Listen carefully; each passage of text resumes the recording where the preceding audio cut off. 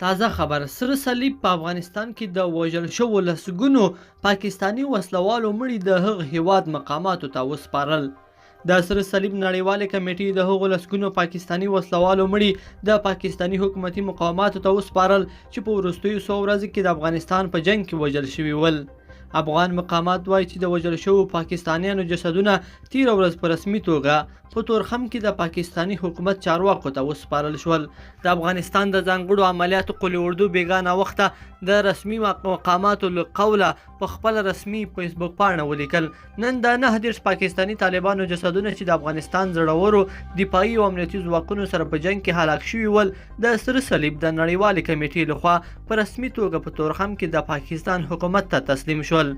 دا لا معلومه نه ده چې وژل شوي وسلوال د پاکستان د حکومت نظامی منصوبینو که عام پاکستاني اتباع ول چې د هغه هیواد د مذهبي ګوندونو او د جماعتونو د امامانو لخوا د تبلیغ په نتیجه کې د جهاد په نامه د افغانستان د حکومت پر ضد د جنگ لپاره افغانستان ته رالیږل شوي ول. بلخوا افغان ځواکونو په هلمند کې 40 طالبانو ته مرګ ژوبله اړولې ده. افغان ځواکونو د هلمند ولایت ګرمسیر او نهر سراج ولسوالۍ کې د طالبانو د مهم قوماندان اکرام الله په شمول 40 طالبان وژلي او 12 نور ټپیان کړي دي.